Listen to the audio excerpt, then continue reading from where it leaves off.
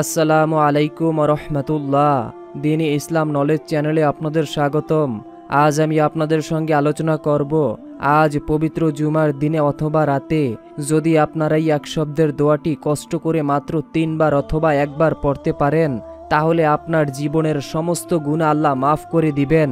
আপনি জীবনে ছোট গুনাহ করেছেন, বড় গুনাহ করেছেন, জীবনে আপনি যত ধরনের গুনাহই করে থাকেন না কেন, তা আল্লাহ তাআলা নিমিষেই মাফ করে দিবেন। এবং যাদের পরিবার সংসারে রিজিকে বরকত নেই, যদি আপনারা এই দোয়াটি এবং আমলটি করতে পারেন, তাহলে আপনার জীবনের সমস্ত অভাব অনটন দূর হয়ে যাবে। আপনার পরিবার সংসারে আল্লাহ তাআলা খায়রে বরকত দিবেন। এমন এমন উৎস থেকে, এমন এমন জায়গা থেকে মহান আল্লাহ পাক রব্বুল আলামিন আপনাদেরকে রিজিক প্রদান করবেন, যা আপনারা কখনো কোনোদিন কল্পনায়ও ভেবে দেখেননি। প্রিয় বন্ধুরা, আপনারা অনেকেই কষ্টে আছেন, অনেকেই অভাবে আছেন, অনেকেই পেরেশানিতে আছেন এবং অনেকেই ঋণগ্রস্ত হয়ে গিয়েছেন। যদি আপনারা এই সকল পেরেশানি থেকে এবং ঋণগ্রস্ত মুক্তি হতে চান, তাহলে আজকের এই আমলটি করবেন।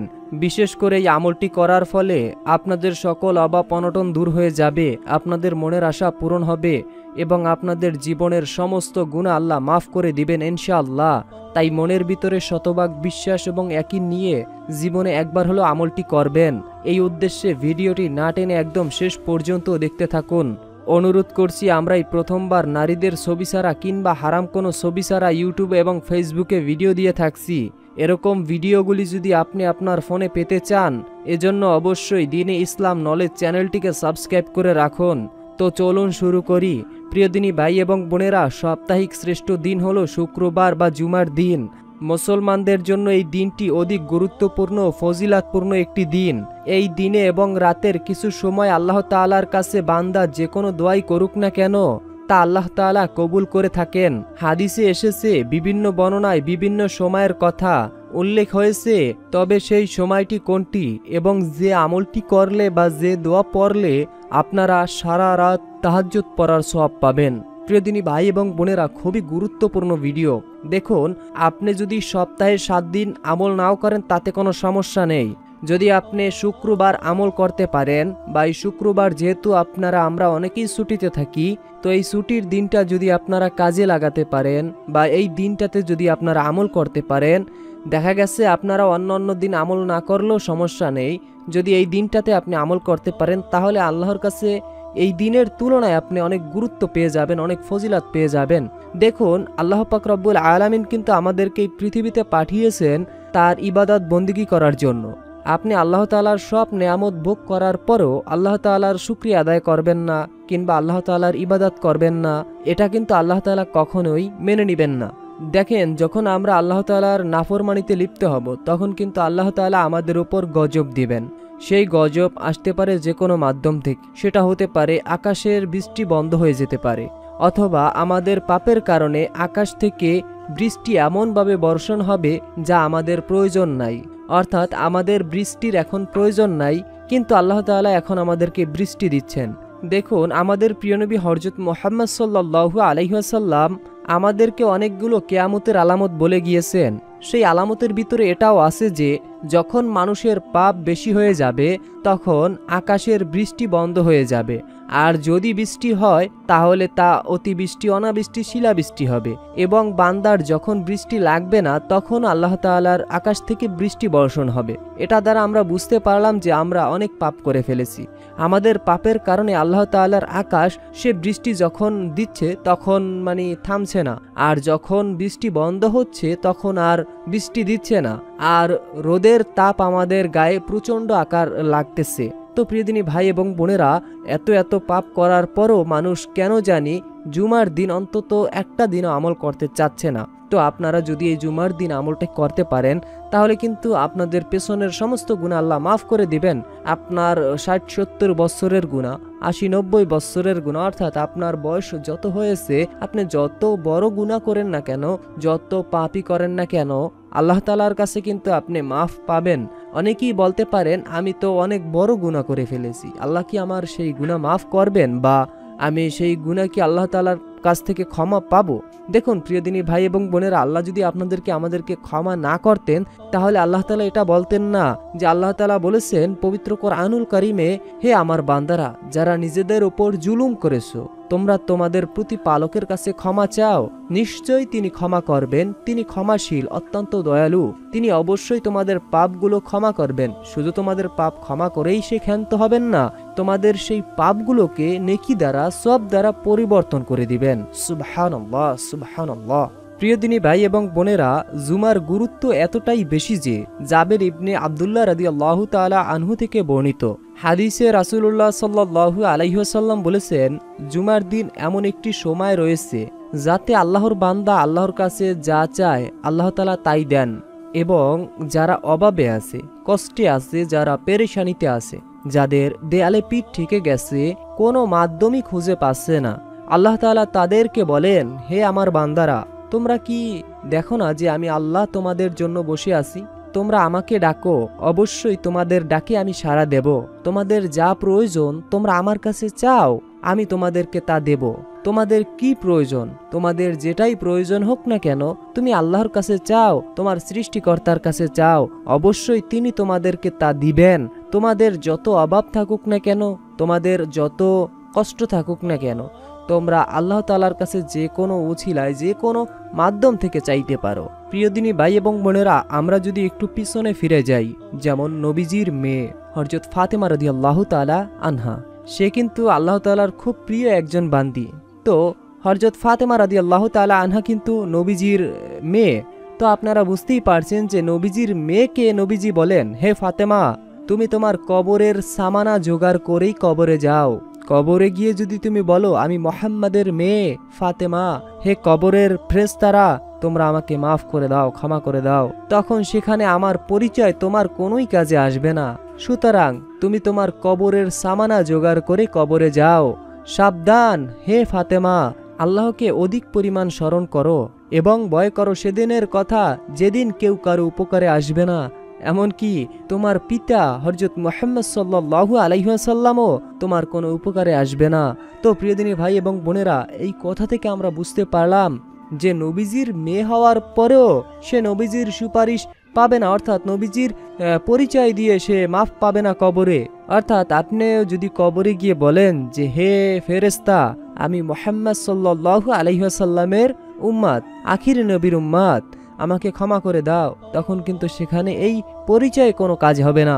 অর্থাৎ আপনাকে আমল করতে হবে, পাশাপাশি 5 ওয়াক্ত নামাজ আদায় করতে হবে এবং আল্লাহ তাআলা যেই হুকুমগুলো আমাদের উপর ফরজ করে দিয়েছেন সেই হুকুমগুলো মানতে হবে। তো প্রথমে আমি আপনাদেরকে যে আমলটি এবং যে দোয়াটির সাথে পরিচয় করিয়ে দেব, তার আগে আমি আপনাদেরকে কিছু হাদিস সম্পর্কে বলি। প্রিয় নবী সাল্লাল্লাহু আলাইহি ওয়াসাল্লাম বলেছেন, জুমার দিন তোমরা কখনোই এটাকে মিস করো না।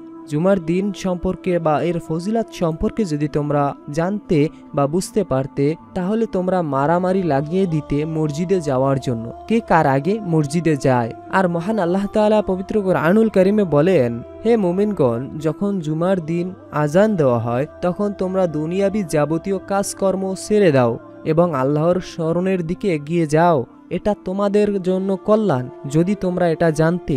অতএব আল্লাহ তাআলা বলছেন যে এটা তোমাদের জন্য কল্যাণকর, যদি তোমরা জানতে। অর্থাৎ তাই বলে কি আমরা এই জুমার ফজিলাত সম্পর্কে জানি না? অবশ্যই জানি যে এই জুমার দিন আমরা যে কোনো আমলই করি না কেন, তার ভিতরে আমাদেরকে প্রথম তালিকায় বা প্রথম আমলটি রাখতে হবে যে নবীর উপর দুরূদ পড়া। অর্থাৎ নবীর উপর দুরূদ পড়ার যে ফজিলাত, প্রিয়দিনী ভাই এবং বোনেরা, এটা আমি আপনাদেরকে যদি সারা দিনও বলি তারপরে বুঝাতে পারবো না। তো প্রথম কথা আমি বলতেছি যে নবীজির উপর দুরূদ পড়ার ফজিলাত কি।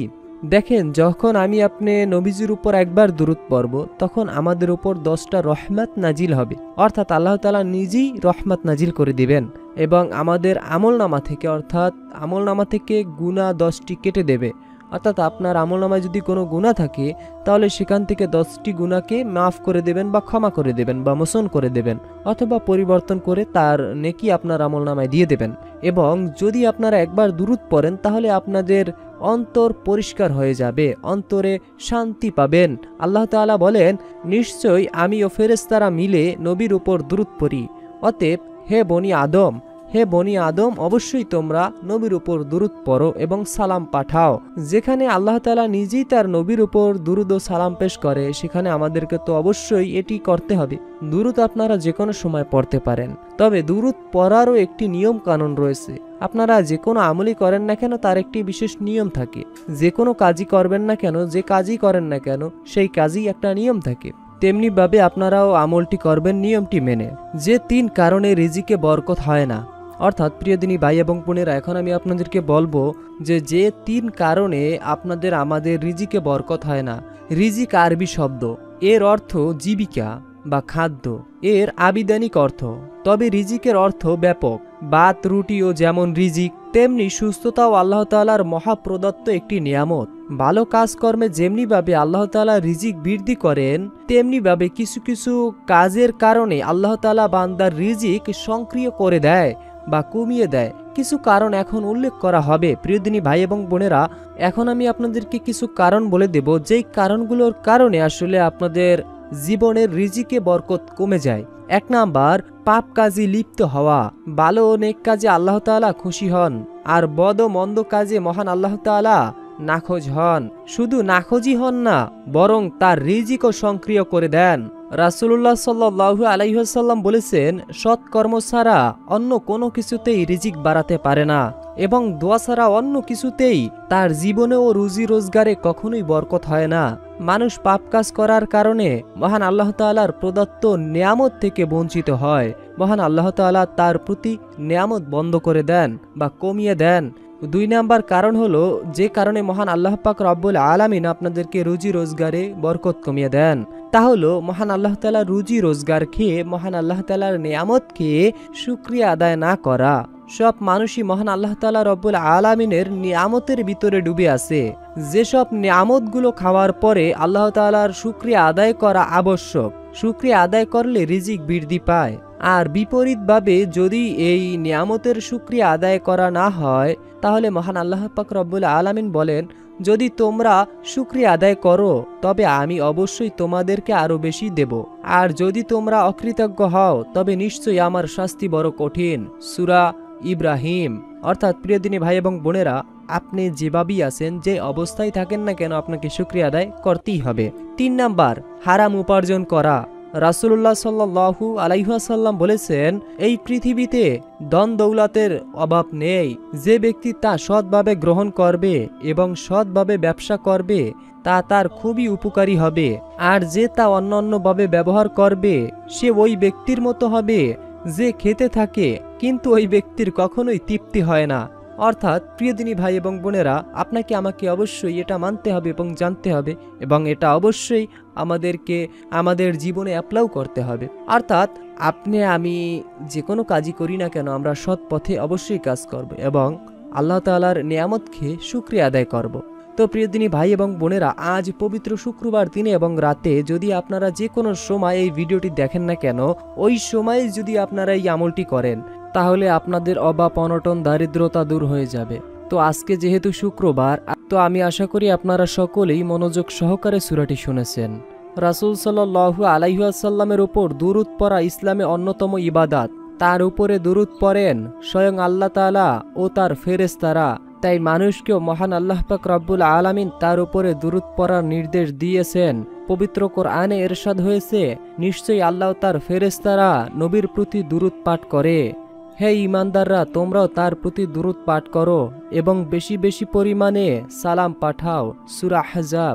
রাসূলুল্লাহ সাল্লাল্লাহু আলাইহি ওয়াসাল্লামের প্রতি একবার দুরূদ পাঠ করলে মহান আল্লাহ তাআলা তার প্রতি 10টা রহমত নাজিল করেন।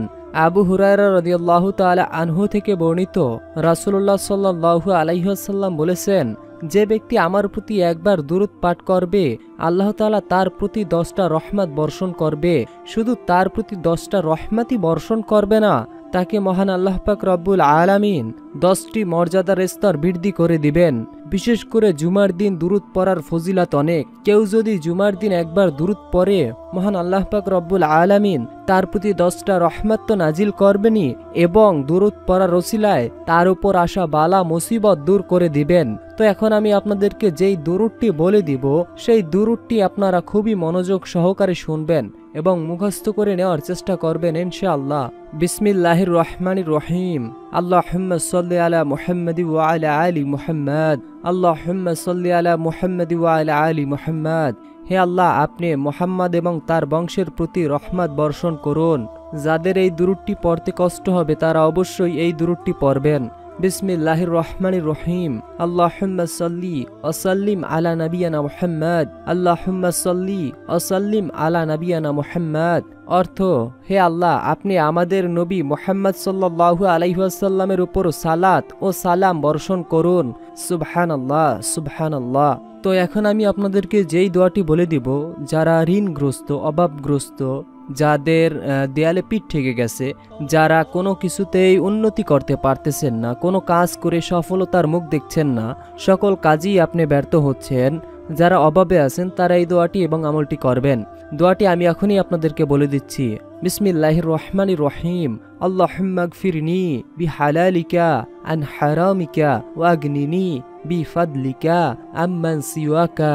অবশ্যই দোয়াটি আপনারা মুখস্থ করে নেবেন। আল্লাহুম্মা গফিরনি বিহালালিকা আন হারামিকা ওয়াগনিনি বিফাদলিকা আম্মান সিওয়াকা। অবশ্যই দোয়াটি আপনারা মুখস্থ করে নেবেন, কেননা এই দোয়াটি অবশ্যই আপনাদের ঋণ পরিশোধ করার ব্যবস্থা করে দিবেন। মহান আল্লাহ পাক রব্বুল আলামিন এই দোয়াটি পড়ার ওসিলায় আপনাদের সমস্ত ঋণ পরিশোধ করে দেবেন এবং এমন এমন উৎস থেকে আপনাদেরকে রিজিক দান করবেন যা আপনারা কখনো কোনোদিন কল্পনায় ভেবে দেখেননি। তো অবশ্যই আপনারা এই দোয়াটি পড়বেন। তো এই ছিল আমাদের আজকের ভিডিও সম্পর্কে যদি আপনাদের কোনো মতামত থাকে তাহলে অবশ্যই কমেন্টে জানাবেন। এখনকার মতো বিদায় নিচ্ছি, দেখা হবে পরবর্তীর ভিডিওতে। ততক্ষণ পর্যন্ত ভালো থাকুন, সুস্থ থাকুন। আল্লাহ হাফেজ।